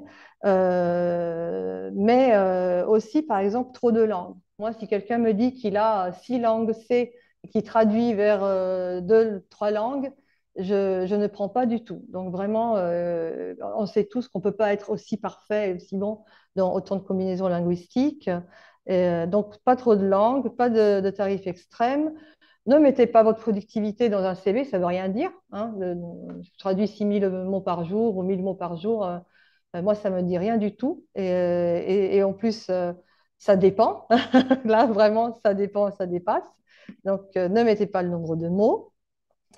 Et puis, moi aussi, je ne fais pas faire de tests gratuits au traducteur. Je paye les tests. Mes clients ne payent pas les tests, mais moi, je paye les traducteurs. Je peux quand même investir un peu sur un test de traduction. Sinon, on se demande pourquoi j'ai une agence, hein, si je n'ai même pas d'argent pour payer des tests. Et normalement, ce que je fais, c'est le premier test, c'est un projet pilote, et c'est là que je teste le traducteur. Et là, vraiment, il faut qu'il lise les instructions, qu'il communique, qu'il réponde, oui, j'ai compris. Quand on lui envoie quelque chose, un document bien reçu, qui ne pose pas de questions idiotes. Si moi j'ai la réponse sur Google et je ne parle pas ta langue en 30 secondes, ben non, ça ne marche pas du tout, la question idiote, donc non plus. Et surtout aussi, justement, on apporte des solutions tous. Moi, j'apporte des solutions à mes clients. Je voudrais dire aussi que l'agence est un client comme les autres, qu'il ne faut pas nous traiter voilà, comme des parias ou mal répondre. On a énormément de traducteurs qui répondent directement super mal quand on les contacte en tant qu'agence. Puis ce que je regarde aussi, c'est est-ce que vous êtes facile à contacter? Est-ce que vous avez votre numéro de téléphone dans toutes les signatures, partout, sur LinkedIn, votre email?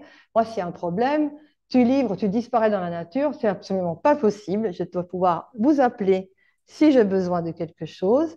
Et tout ça, souvent, n'est pas fourni à l'agence. C'est-à-dire, alors le client direct, il peut vous appeler même à 3 heures du matin. Par contre, l'agence, elle n'a plus le droit de vous contacter s'il y a quoi que ce soit. Et il peut y avoir des problèmes, alors même des problèmes techniques de fichiers corrompus.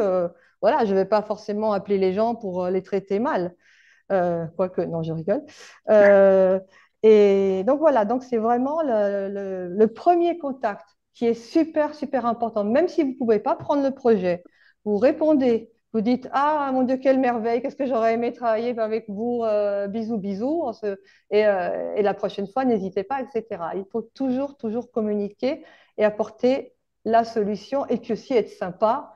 Et, et fiable. Bon, oui, je suis d'accord. Dans toute gestion de projet, la base, c'est la confiance des deux côtés. Donc, moi, je vous fais Ouais, on confiance. revient sur la notion de service dont on parlait, mais en fait, Voilà. le dernier webinaire de la série en décembre, c'est exactement là-dessus. On va parler de la mhm. relation de partenaire Oui, entre les le acteurs. Tout à tarif fait. ne veut rien dire, en fait. Tant qu'on n'a pas testé, voilà, c'est pas...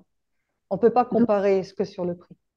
donc, ce qui ressort globalement des échanges, c'est que le tarif ne fait pas tout non plus. Il y a énormément d'autres choses qui rentrent en ligne de compte au moment d'être sélectionné pour un projet de traduction ou non. On va terminer sur un dernier tour de table en quelques mots de façon très concise pour laisser après du temps pour les questions.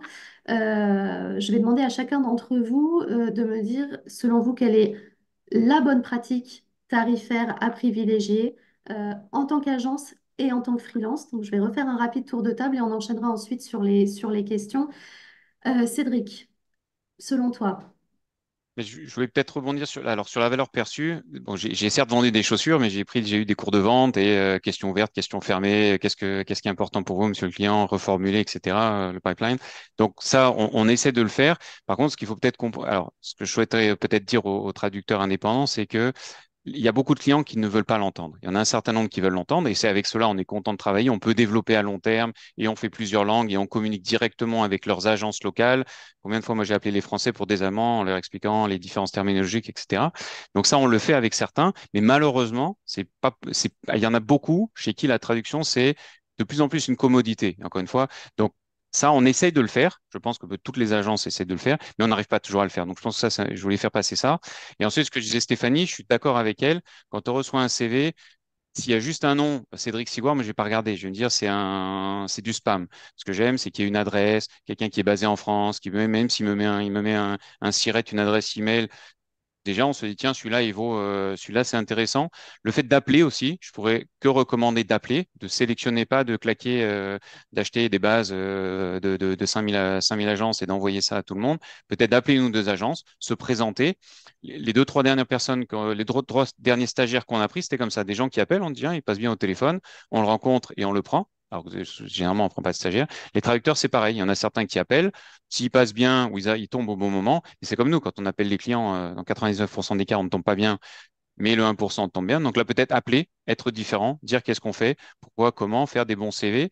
Et effectivement, et après, une fois qu'on est rentré, ce qu'il faut voir, c'est qu'une fois que la personne est rentrée, pour une agence, c'est intéressant de toujours travailler avec la même personne, puisqu'elle connaît le client, on développe, elle apprend, et donc elle augmente sa productivité. Et nous, on est aussi contents. Donc, c'est peut-être ce que je pourrais dire une présentation, une présentation ciblée, pas mettre bonjour, mais peut-être aller chercher le nom de la personne, bonjour monsieur, madame, un peu comme si on postulait. Effectivement, quand on postule dans un poste, bah, on fait un peu mieux avec un CV, ci et ça.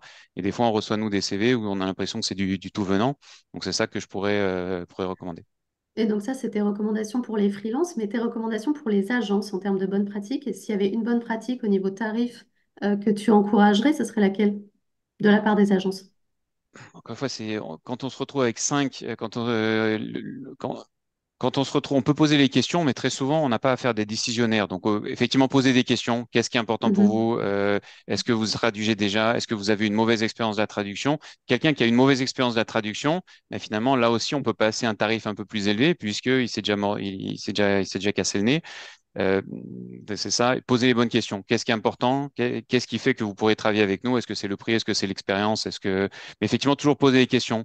Quand on reçoit une demande, moi, je demande toujours de prendre le téléphone. Mes employés me demandent pour demander quoi? Tu trouves. On trouvera toujours quelque chose à demander. Qu'est-ce que vous faites? Et parlez-moi de votre entreprise.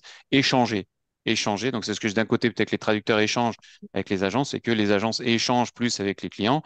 Souvent, il y en a qui voudront pas, mais ceux avec qui on va travailler à long terme avec la valeur ajoutée, c'est ceux avec qui on aura créé un échange. Aller sur les salons, moi je le fais de plus en plus, d'aller sur les salons, d'échanger avec les gens, de se connaître, parce que par l'email c'est pas suffisant. Donc créer une relation. Très bien. Donc, créer une relation de freelance à agence et d'agence ou de freelance aux clients finaux, c'est effectivement la conclusion de toute cette série et c'est ce pourquoi on mène cette initiative. Mais Gaëlle, est-ce que tu as quelque chose à recommander aux agences et aux freelances sur la question des tarifs? Et je vais vous demander d'accélérer un tout petit peu sur cette... Non, mais au-delà des tarifs, moi, voilà, je veux vraiment parler de valeur. Hein. C'est qu'en face du coût et de la douleur que représente un achat, il faut mettre en face des bénéfices qui équilibrent en fait et qui convainquent le client d'acheter. Donc pour moi, c'est surtout un changement de posture et peut-être l'acquisition de compétences pour les uns et pour les autres pour arriver à faire passer ce message, à exprimer cette valeur. Moi, je constate, mais c'est dans ma vie passée aussi de conseil aux PME, c'est déjà le cas, des gens qui sont extrêmement bons dans leur métier, mais qui ont cette difficulté à mettre en avant leur valeur ajoutée, leur service, à l'exprimer parce que bah, ils n'en sont pas conscients, c'est ce qu'ils font au quotidien, ils réalisent pas forcément qu'ils font des choses mieux que les autres.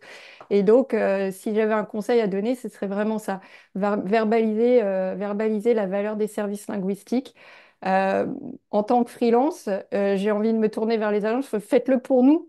Il y a des clients qu'on ne peut pas aller chercher parce on n'a pas les capacités. Et donc, c'est à vous de revaloriser les services linguistiques pour l'ensemble de la filière, en fait. Stéphanie? Alors, pour les tarifs, moi, je n'ai pas vraiment de stratégie. En fait, moi, je paye ce qu'on me demande au traducteur et puis j'applique ma marge. Ce n'est pas compliqué, pas plus que ça.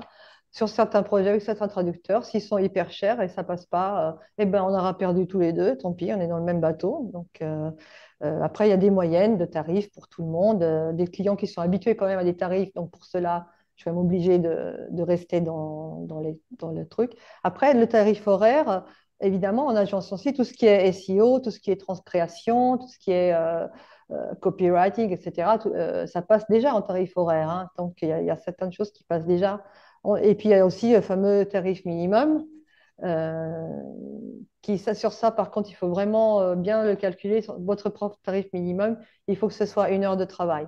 Ça ne peut pas être vraiment au pif. Parce que là aussi, j'ai des traducteurs, je ne sais pas, si je calcule leur production horaire, ils sont à 35 et puis en tarif minimum, ils sont à 60 euros. Voilà, c'est pareil. Si ça veut rien dire, pour moi, c'est aussi difficile à vendre. Vous voyez ce que je veux dire?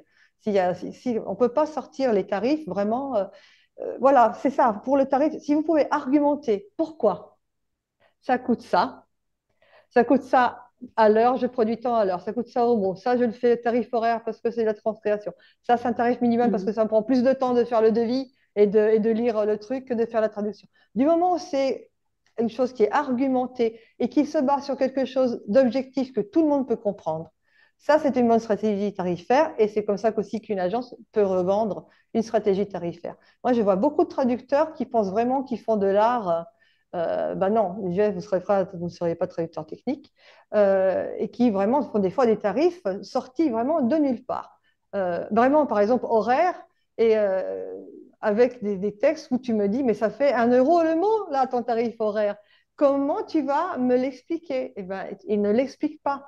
Donc, c'est juste ça. Du moment où vous pouvez l'expliquer vraiment. Bon. Et puis, aussi, entre collègues, s'il vous plaît, racontez-vous vos tarifs. Parce qu'il ne faut pas tout mettre sur la tête des agences, hein. Allez à un dîner entre traducteurs, personne ne va vous dire combien ils facturent, combien au mot pour tel ou tel client. Et ce serait aussi peut-être aussi le moment d'arrêter de se cacher. Enfin, moi, je peux dire tout de suite combien je paye, même pendant un projet, sur un projet. Tous les traducteurs se connaissent, ils peuvent s'interroger entre eux, demander combien ils sont payés.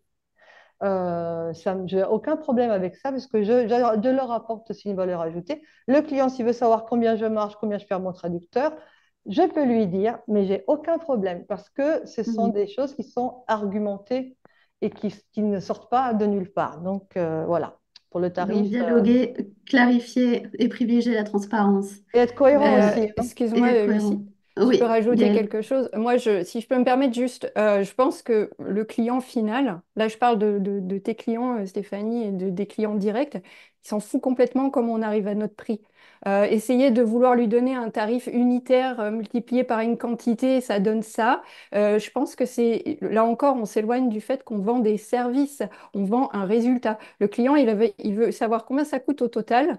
Et combien de temps ça va prendre? C'est ça qui l'intéresse. Donc, je pense que si vous faisiez des devis, alors après, effectivement, tambouille interne entre nous, le temps passé, le nombre de mots, effectivement, mais pour le client, si on sortait de ce prix unitaire, ce serait, je pense, important pour valoriser le résultat. On attire l'attention du client sur qu'est-ce qu'on vend. Ce qu'on lui vend, c'est son site web en anglais ou en italien, pas 50 000 mots à temps de l'unité. Je pense que ça, vraiment, c'est un peu changer juste la La façon posture. de le communiquer, oui. C'est Mhm. ça. Et Avoir, vraiment, le client, il n'a pas besoin de savoir comment vous êtes arrivé au tarif. Je comprends que ça t'intéresse, toi, en venant de traducteur, parce que tu vois des grosses différences. Mais quelque part, c'est est-ce que tu peux te le permettre ou pas? Est-ce que cette expertise, tu as envie de la payer à ce prix-là? Après, tous les fournisseurs ou tous les clients ne sont pas forcément ceux que tu veux avoir. Tu vas peut-être passer ton chemin parce que là, c'est trop cher. Mais à la limite, c'est voilà, si tu veux travailler avec cette personne, c'est ce tarif-là, point, quoi. Non, moi, ce que je voudrais, je disais qu'il faut être cohérent. C'est-à-dire que le client, il va te demander plusieurs traductions par an avec plusieurs langues sur des projets qui sont plus ou moins similaires. Il va bien regarder le devis d'avance, celui d'après. Il ne faut pas qu'il soit surpris. Ouais. Il faut être cohérent. Donc, même les traducteurs eux-mêmes, s'ils ne sont pas cohérents avec leur stratégie de tarification, ben, voilà, c'est ça le problème. Donc, il faut Mhm. savoir pourquoi on a donné du temps. Et souvent, les traducteurs, ils font ça un peu au pif. Donc, Ouais. c'était ça. Et comme moi, j'impose pas de tarif, si tu veux, je ne peux pas te dire, mais le japonais coûte 400 euros et l'anglais 30. Ben, je ne peux pas. Voilà, parce que je ne peux pas justifier une chose comme ça. Donc, c'est pour ça que ça ne passe pas dans une agence. C'est ça que je voulais dire. Ouais. Non, mais Voilà. tu fais bien OK. de le dire. Et c'est vrai qu'il y a des clients pareils qui vont dire, bon, bah non, cette proposition est trop chère, je prends pas, hein, ça va être Ouais, c'est il n'y la a pas de même chose, problème. c'est le jeu. Ils peuvent aller Mais ailleurs et ce n'est pas le problème. C'est vraiment d'être cohérent et de s'informer vraiment sur les pratiques et sur les standards et comment on calcule les choses parce qu'on va être comparé à d'autres. C'est ça que je veux dire. ouais. Et Ceci. de dialoguer entre nous avant d'envoyer une proposition effectivement cohérente aux clients. Kate, est-ce que tu as des bonnes pratiques à partager avant qu'on demande son avis extérieur à Laurent et qu'on fasse place aux questions?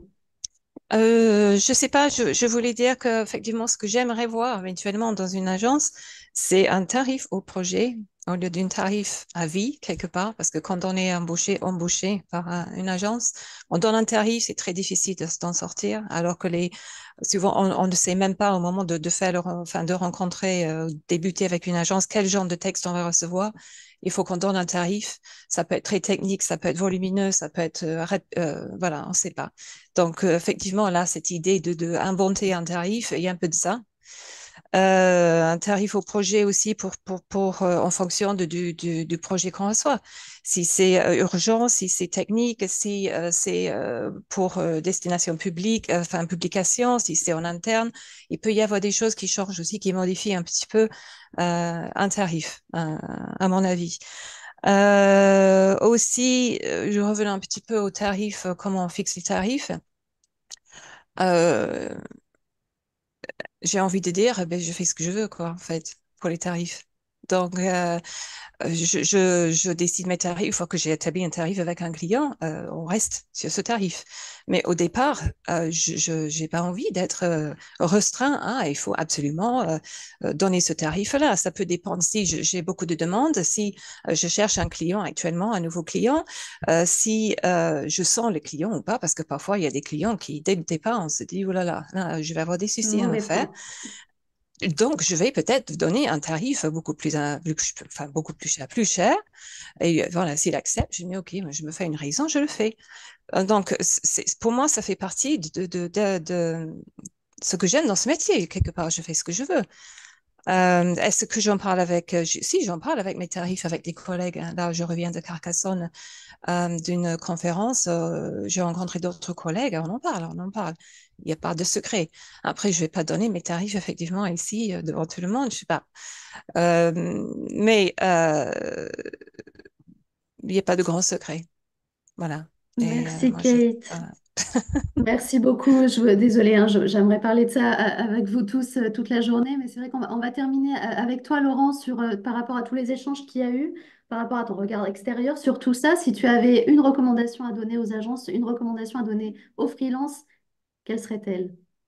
Elle va sans doute vous faire bondir, mais pour m'appuyer sur ce que vient de dire Catherine et puis aussi les trois autres intervenants, je dirais essayer dans la mesure du possible de construire son prix avec le client. En fait, toujours pareil, en s'appuyant sur un questionnement, hein, voilà, en dehors, je le citais tout à l'heure, mais l'exemple que citait Cédric tout à l'heure sur les 5 agences en compétition sur une affaire, l'idée c'est quand même de demander au client, en dehors du prix, monsieur le client, qu'est-ce qui va vous faire choisir moi plutôt qu'un autre? Je vous écoute. Et là, de prendre le temps de l'écouter. Quelle est l'enveloppe que vous avez prévue pour cette traduction, pour cette transaction? Quelle est l'enveloppe globale que vous avez prévue?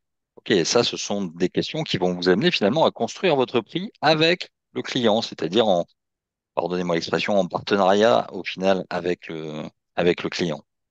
La deuxième chose que je voulais ajouter, c'est que j'avais commencé par une citation, hein, mes prospects me trouvent toujours trop cher, mes clients jamais, mais qui en dit long, hein, sur justement ces notions de valeur ajoutée.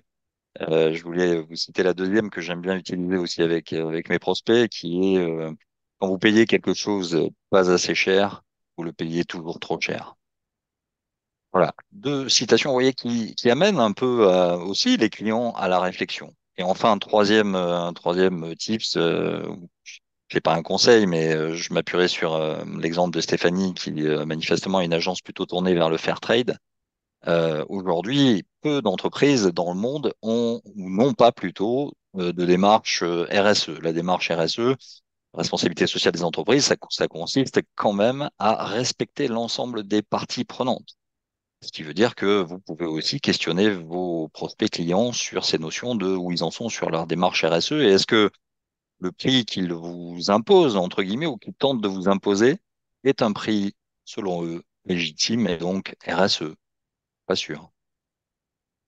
Et ça rejoint toute la question de la posture qu'on abordera bien plus dans le détail dans le cinquième webinaire, effectivement. Donc, en tout cas, merci à tous les participants du panel aujourd'hui pour vos insights, vos retours d'expérience. C'est très éclairant. On va prendre les questions. Je vais me tourner vers Nathalie et Maëlle pour les questions dans le Q&A. Oui, Qu'est-ce merci. que...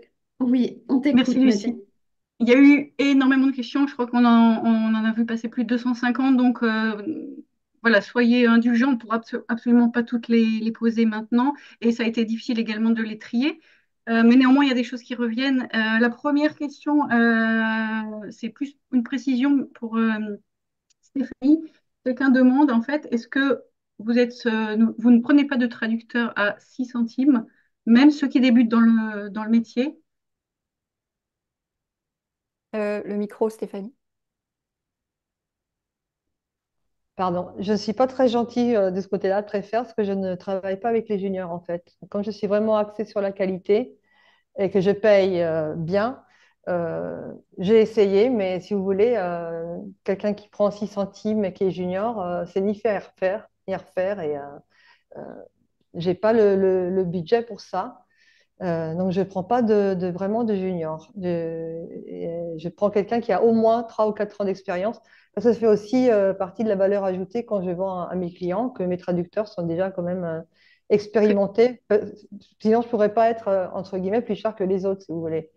Donc, très bien. voilà. Merci, mais la réponse me va tout à fait. C'est pour dire à ceux qui nous écrivaient ça et puis qui pensent qu'il faut baisser ses tarifs Non. pour réussir que c'est une grave erreur. Oui. Ouais. D'autres questions, Nathalie, qui reviennent particulièrement?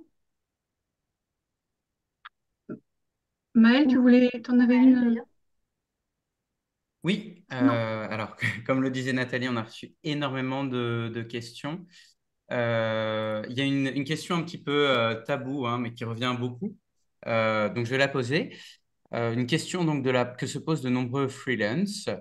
La priorité pour une agence est-elle d'augmenter les dividendes ou d'augmenter la rémunération des prestataires?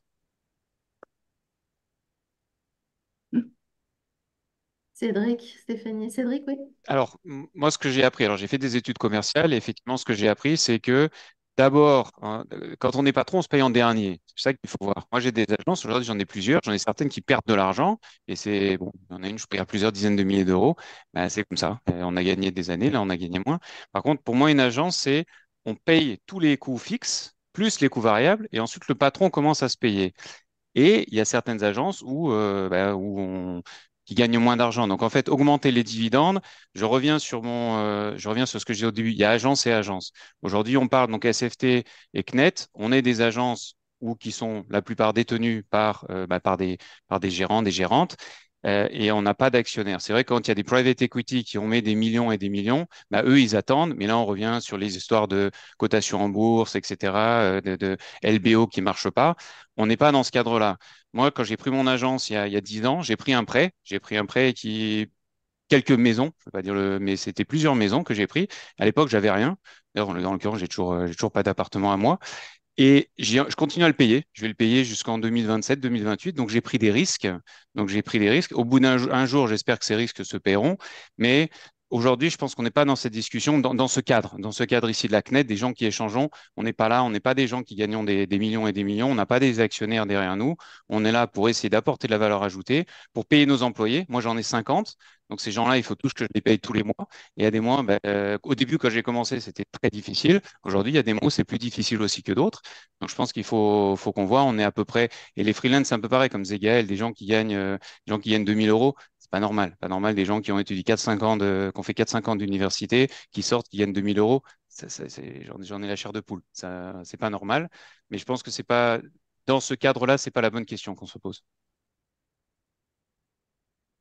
Alors, une autre question, merci Cédric. Une autre question pour Catherine.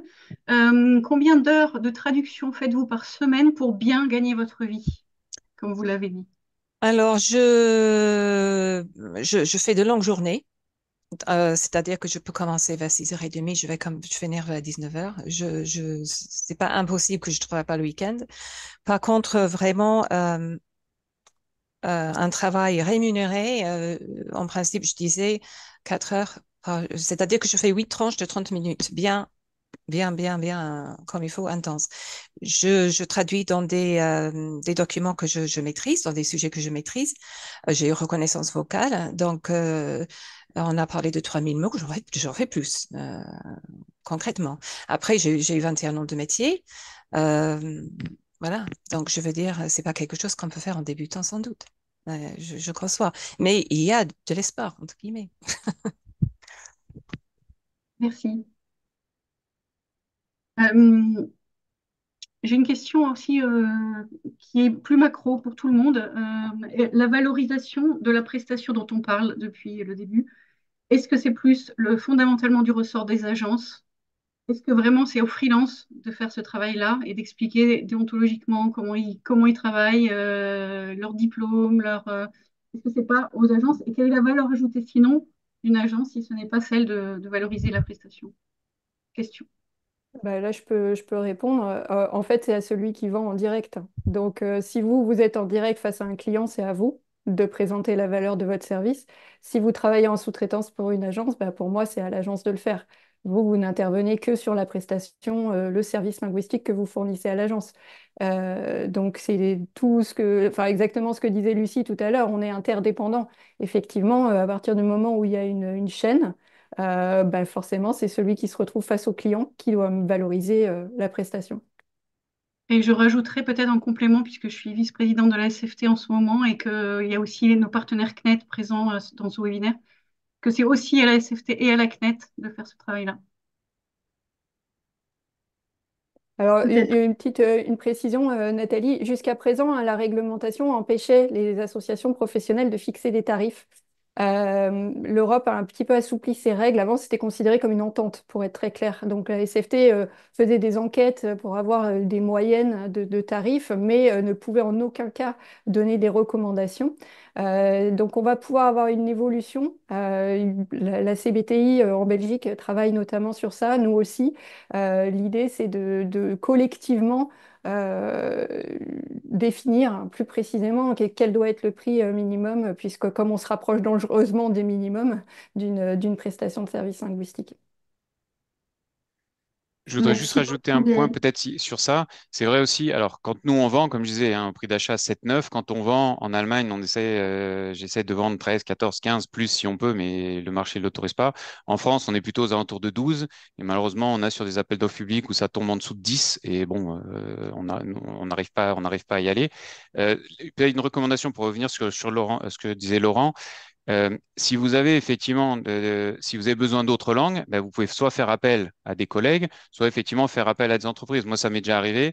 Il y a un traducteur anglais qui est venu nous voir. Il nous a dit, ah, j'ai besoin de 5-6 langues. Je suis allé avec lui. Je crois que c'était avant Covid, donc c'était 2018-2019. Cette agence, quand ce client commande, tout l'anglais va chez lui et le reste, en fait, on le fait. Et comme lui, il m'a apporté des affaires, forcément, ben, je le présente sur d'autres appels d'offres. Donc, c'est là où on est sur ce win-win. Par contre, ce qui est important, effectivement, c'est de savoir que le prix moyen de vente, si vous vendez à 9 cents en client direct, je pense Ouais. que c'est trop bas. Ce qu'il faut, c'est vraiment définir un prix. Comme je dis, en France, vendre en dessous de 12, j'aime pas. On est obligé de le faire. Vendre au-dessus, encore une fois, après, si on rajoute le ISO, etc., c'est autre. Je pense qu'un prix marché en France, c'est à peu près 12. Si en tant que freelance, vous proposez 7 à un client, là aussi, le freelance va casser le marché. Par contre, si vous proposez à 12, que vous arrivez à placer 12 et que, encore une fois, 12, je sais pas, c'est pas 12, 13, peu importe, mais dans Pas ces homo, eaux-là, Cédric, pas homo. non, mais bon, peu importe. En fait, si vous arrivez à placer, non, mais si vous arrivez à placer un prix où tout le monde peut vivre, on peut effectivement ensuite rapporter si vous avez besoin de 28 langues, ben nous, en tant qu'agence, on peut le faire et on peut collaborer ensemble. Par contre, j'ai déjà vu certains clients où c'est vendu trop bas pour qu'une agence puisse avoir de la valeur ajoutée. Voilà. Sachant que, comme le disait Laurent, il peut aussi y avoir des accords, et ça se fait, d'apport d'affaires dans les deux sens, et c'est aussi une piste intéressante à creuser. On va prendre peut-être une dernière question avant de clôturer cet échange-là. Et bien sûr, je vais le rappeler, mais n'hésitez pas à répondre au questionnaire qu'on vous enverra en suivant pour qu'on ait vos retours, les éventuelles questions restantes et qu'on puisse intégrer tout ce matériel-là à la future charte de bonnes pratiques à rédiger. Une dernière question, Nathalie et Maëlle? Il y a eu plein de questions, oui, sur la productivité. On a vu les calculs sur la base de 3000 mots montrés par Gaël. Il y a eu beaucoup de réactions là-dessus. Est-ce que vous connaissez beaucoup de monde qui traduit 3000 mots par jour? La moyenne de productivité dans les sections de traduction interne, dans les donc, départements internes des entreprises ou des organisations, c'est plus souvent 1500 ou 1700 mots par jour. Et une autre question proche, les types de documents sur lesquels on peut traduire 3000 mots par jour ne sont-ils pas justement ceux sur lesquels les traducteurs sont mis en concurrence avec l'IA? Ne faudrait-il pas revoir ces calculs de productivité, sachant que l'humain se voit confier des textes plus complexes? Question très Tout à fait intéressante. d'accord. Là, moi, j'ai utilisé les moyennes hein, qu'on a dans nos enquêtes, mais très clairement, moi, sur du rédactionnel, je ne suis pas à 3000 mots par jour. Hein. C'est vrai que... Et c'est un point qu'on n'a peut-être pas assez souligné. Moi, je trouve ça gênant aussi que le client dicte un délai ou un prix. Euh, euh, c'est un peu incohérent. J'aime pas quand une agence le fait, mais pareil pour un client direct d'arriver avec l'idée que bon, avec l'IA, c'est rapide, donc ça va vous prendre 2 minutes et puis ça va coûter de la moitié moins, c'est absolument aberrant pour moi parce que bah, c'est nous, les experts, c'est nous qui fixons le temps nécessaire et le prix que ça doit valoir.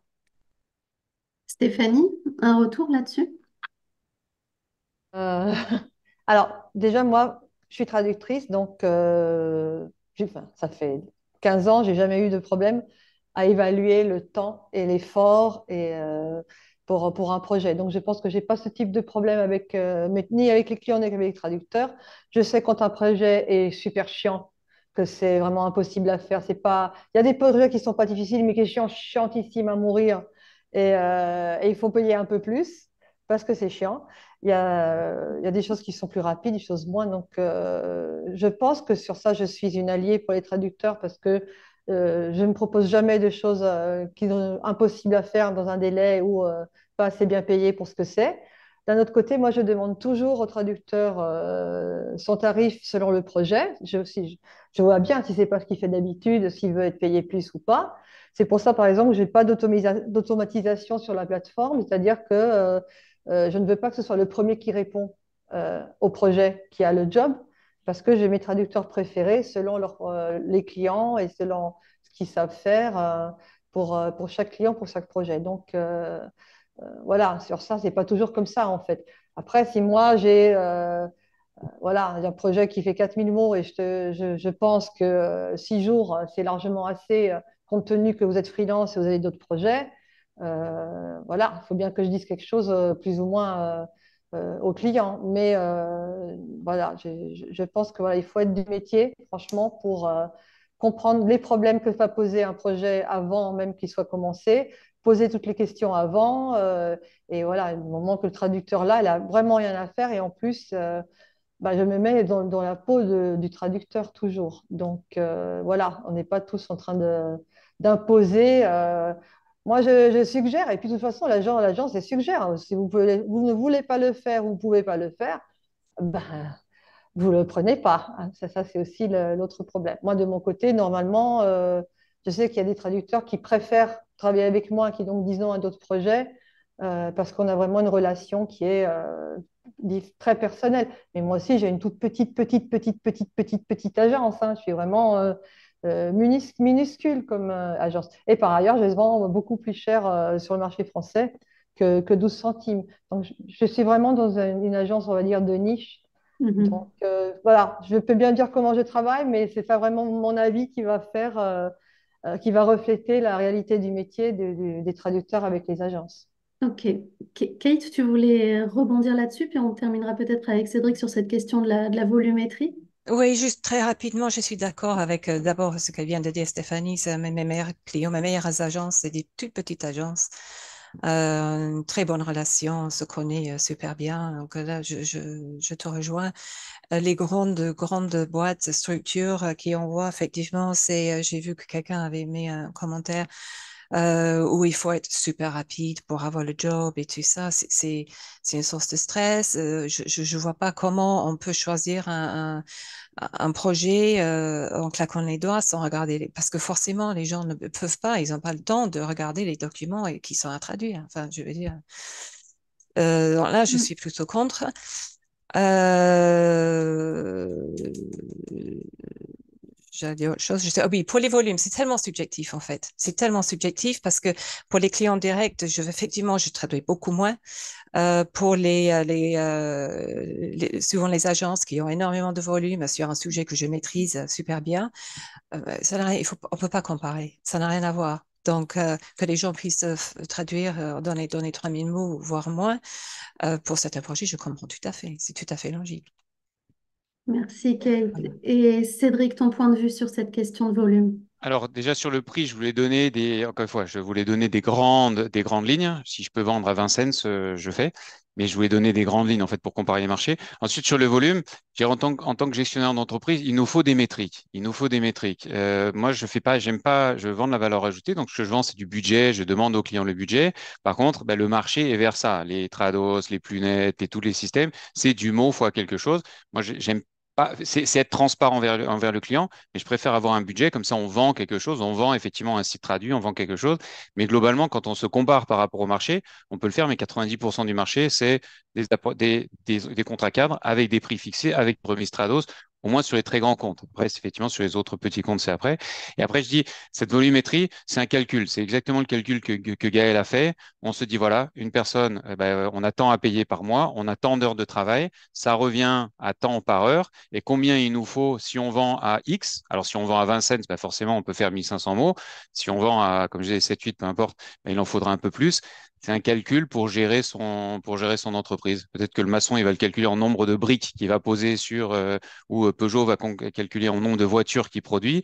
Mais nous, en fait, aujourd'hui, on a cette métrique qui est le nombre de mots ou le nombre d'heures pour un certain nombre. Et on se base sur ça, parce que sinon, je vois pas bien comment on pourrait évaluer. Et après, c'est vrai que le nombre de mots, sur un projet qui a 20 mots, ben forcément, on va peut-être perdre de l'argent, sauf qu'il y a des minimums. Et après, sur les gros projets, on voit quand on a des gros projets de 20, 30, 40 000 mots, on a des traducteurs qui montent régulièrement à 4 000, 4 500 et donc qui peuvent forcément rentabiliser parce qu'ils connaissent le matériel, ils vont aller plus vite.